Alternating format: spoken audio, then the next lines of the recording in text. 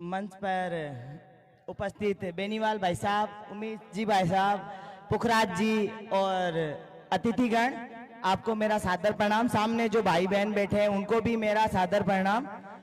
और सबसे पहले मैं कहूंगी कि तेजाजी महाराज की, राम सापीर बाबा की। आज हम लोग यहाँ पे आए हैं सत्ता परिवर्तन यात्रा। तो मैं आज, मेरे को 1 मिनट का टाइम मिला है, पर मैं 5 मिनट बोलूंगी। बहुत जरूरी बातें बतानी है आपको, और वो बातें ऐसी हैं जो समाज को कलंकित करती हैं,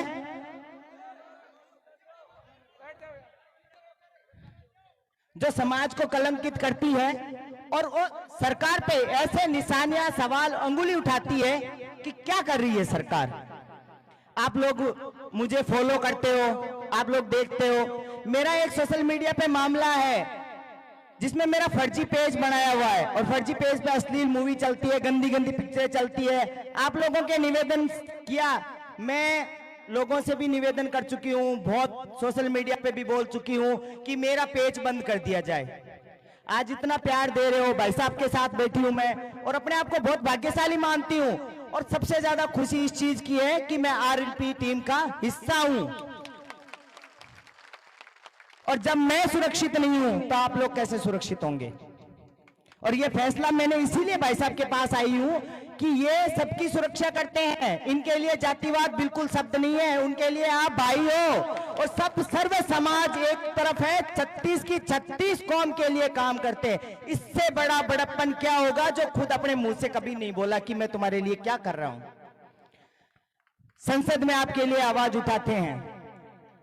जब मैं सुरक्षित नहीं हूं, बेटियां सुरक्षित नहीं है, किसान सुरक्षित नहीं है, नवयुवा सुरक्षित नहीं है, आए दिन अत्याचार होता है, आए दिन घटनाएं होती है, इस पे लगाम नहीं लगी जा रही, तो क्यों ऐसी सरकार के पीछे बंद के रहना है? नहीं रहना है ऐसी सरकार के पीछे। भाई को सपोर्ट करो, भाई साहब को सपोर्ट करो, राजस्थान में ऐसा इतिहास बनाओ।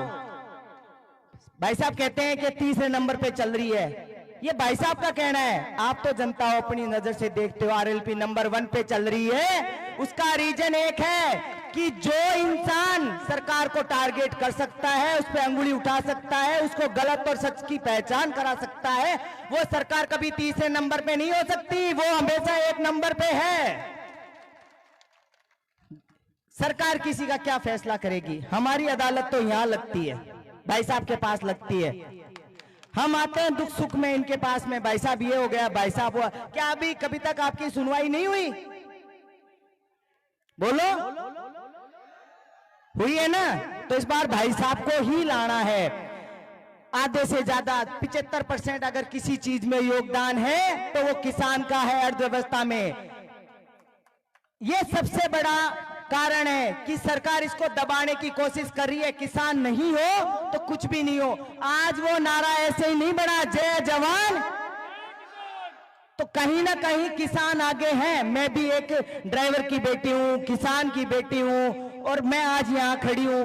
तो आप सोचो, स्ट्रगल करके आगे पहुंचता है।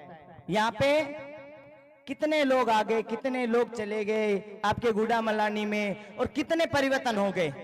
जब 75 साल से परिवर्तन नहीं हुआ तो अब भी उम्मीद मत रखना कि कुछ परिवर्तन हो जाएगा। और परिवर्तन जब भी संभव है जब आरएलपी आएगी, लोकतांत्रिक पार्टी आएगी। मैं खिलाड़ी हूं, मैं कहती थी कि मेरा इस चीजों से कोई दूर दूर का संपर्क नहीं है, मैं राजनीतिक से मेरा कोई इंटरेस्ट नहीं है। पर कहीं ना कहीं आपकी बहन उत्पीड़न तो हुई है ना, यातनाएं तो झेली है ना, और इतनी गंदी यातनाएं जो बदनाम करने का काम करती है। देश का नाम रोशन किया, राजस्थान का नाम रोशन किया, क्या मिला? एक छोटा सा पेज तो बंद नहीं हुआ। वो क्या आपकी सुरक्षा करेंगे? क्या बेटी को सेफ करेंगे? क्या बेटी बढ़ाएंगे? क्या बेटी बचाएंगे? और बचाएंगे तो ऐसी चीजों के लिए बचाएंगे? बिल्कुल नहीं बचाएंगे ऐसी चीजों के लिए। आपके घर में बच्चे, मैं तो कहती हूं इंटरनेशनल स्कूल में पढ़े, देश का नाम रोशन करे, समाज का नाम रोशन करे, बेटियां हर फील्ड में आगे जाए, किसानों को हक मिले, नवयुवा को रोजगार मिले। और वो जब भी संभव है जब आरएलपी पार्टी को आप वोट दोगे और उसको विजय बनाओगे और बेनीवाल भाई साहब को मुख्यमंत्री पद पे बिठाओगे। कल से एक चीज है, मुझसे जो लोग मुझे पूरे वर्ल्ड में फॉलो करते हैं, मेरी फेसबुक पे जाओ, इतने मैसेज पड़े हैं कि मैडम उत्तर प्रदेश, एमपी, मुंबई, जहां जहां से कहते हैं मैडम आपकी पार्टी हम भी ज्वाइन करना चाहते हैं। तो ये अपना सौभाग्य है कि राजस्थान से बाहर तक पार्टी को जानते हैं कि आरएलपी पार्टी है और बहुत अच्छा काम कर रही है। इस बार मुख्यमंत्री बना दो, अगली बार मैं वादा करती हूं पूरे भारत का वर्णन करूंगी और भाई साहब को प्रधानमंत्री बनाएंगे।